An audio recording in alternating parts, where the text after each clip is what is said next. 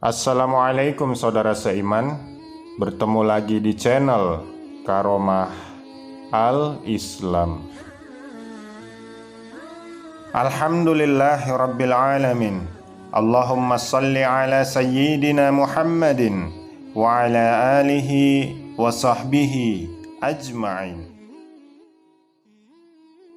Iblis dalam sejarahnya adalah makhluk Allah pertama yang tidak tahu berterima kasih.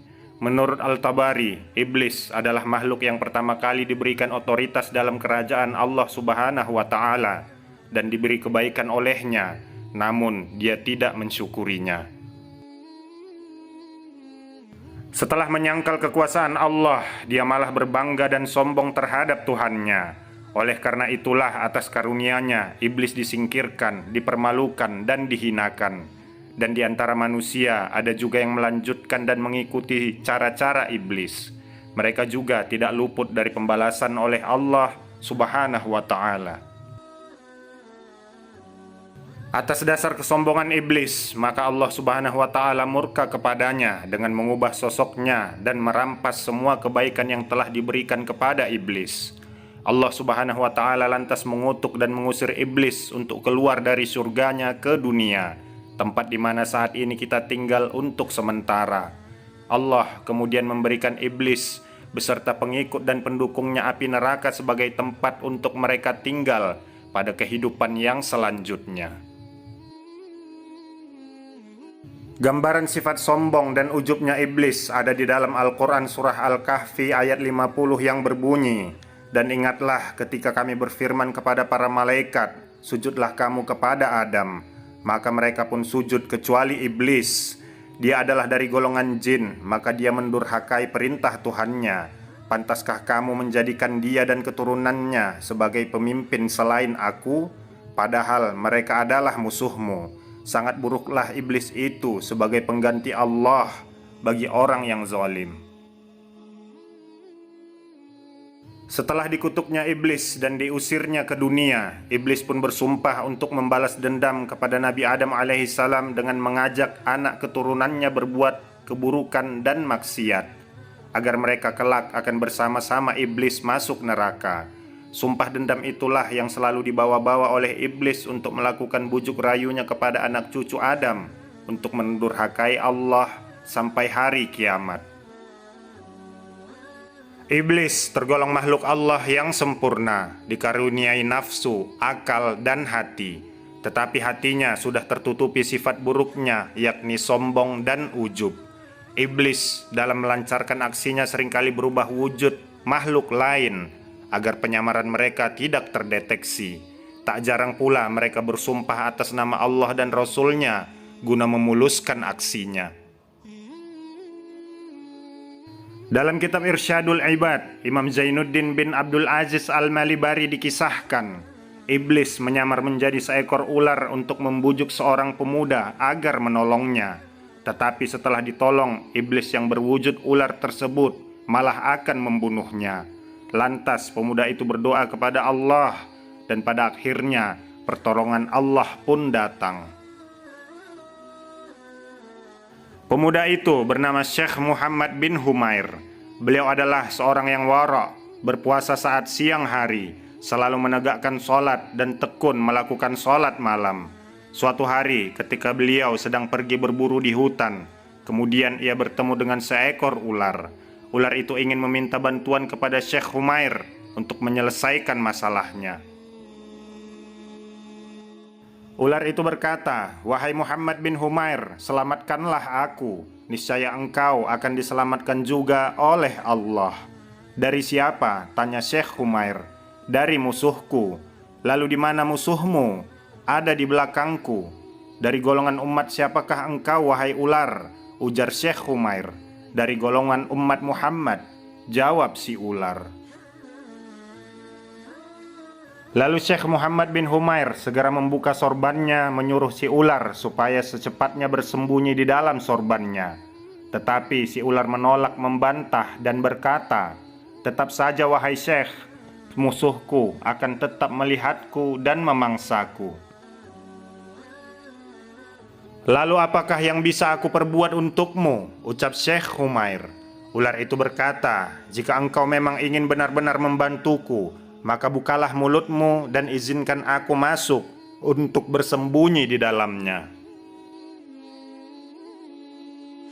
"Tidak, aku khawatir engkau membunuhku," jawab Syekh. Ular itu berkata lagi, "Demi Allah, aku tidak akan membunuhmu." Akhirnya Syekh Muhammad bin Humair membuka mulutnya dan mengizinkan si ular untuk masuk ke dalamnya. Setelah beberapa saat, datanglah seorang pemuda kepada Syekh Humair mempertanyakan di manakah musuhnya, yakni si ular. "Wahai Syekh, apakah engkau melihat seekor ular melintas dari jalan ini?" "Tidak," jawab Syekh Humair. Kemudian pemuda itu pergi meninggalkannya. Lalu beliau segera beristighfar perihal ucapan tidak yang ia katakan.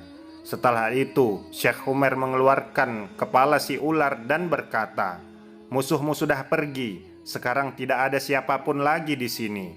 Jika engkau ingin keluar, maka keluarlah sekarang." Namun, si ular malah membantah dan berkata, "Wahai Syekh, sekarang aku beri engkau satu dari dua pilihan. Hatimu akan kurusak atau hatimu akan kulubangi." Syekh Umar menjawab, "Maha suci Allah, di manakah janjimu wahai ular?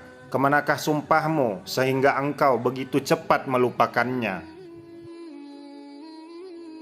Ular itu pun berkata, "Aku adalah iblis. Aku tidak lupa akan permusuhan antara aku dan nenek moyangmu Adam. Di saat aku mampu membuat ia terusir dari surga, lalu bagaimana mungkin aku akan kembali menolong keturunannya?" Syekh Humair kemudian berkata, "Lalu engkau akan membunuhku?" "Ya, aku akan membunuhmu," kata iblis. Kemudian Syekh Humair meminta kepada si ular dengan berkata, "Tunggulah sampai aku beranjak pergi dari lereng pegunungan ini." "Baiklah," jawab si ular meremehkan. Namun setelah sampai di lereng pegunungan, beliau langsung mengangkat kedua tangannya dan berdoa memohon pertolongan kepada Allah Subhanahu wa ta'ala. Selang beberapa saat setelah berdoa memohon pertolongan kepada Allah, maka datanglah seorang pemuda yang akan menolongnya. Pemuda itu sangat wangi baunya dan mengaturkan salam kepada Syekh Humair. Pemuda itu pun bertanya, "Apa yang membuat raut wajahmu berubah, wahai Syekh Humair?" Beliau menjawab, "Musuhku telah menzolimiku." Pemuda itu bertanya lagi, "Lalu di manakah musuhmu?" "Di dalam perutku," jawab Syekh Humair. "Bukalah mulutmu," pinta pemuda itu. Kemudian Syekh Humair membuka mulutnya. Lalu pemuda itu memasukkan sesuatu seperti biji buah zaitun yang masih hijau ke dalam mulutnya. "Kunyah dan telanlah," ujar sang pemuda. Lalu beliau mengunyah dan menelannya sampai perut beliau terasa sakit dan mual, sehingga keluarlah ular itu dalam keadaan terpotong-potong. Setelah kejadian itu, lalu Syekh Humair bertanya kepada pemuda itu, "Siapakah gerangan engkau, wahai orang yang telah Allah beri pertolongan kepadaku? Apakah engkau benar-benar tidak tahu siapa aku?" "Tidak," jawab Syekh Humair.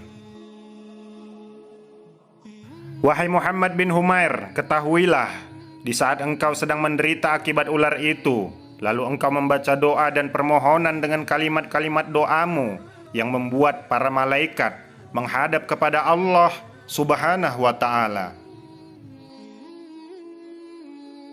Dan aku yang paling terkenal di penjuru penduduk langit keempat, yang diperintahkan Allah untuk pergi ke surga dan mengambil daun hijau untuk segera menolong engkau, wahai Muhammad bin Humair." Sebelum pemuda itu pergi, ia berpesan kepada Syekh Humair, "Jika iblis berbuat kebaikan, iblis tetaplah menjadi pembuat keburukan. Bahkan jika perbuatannya hilang darinya, iblis tetap tidak ditempatkan di sisi Allah yang Maha Kuasa."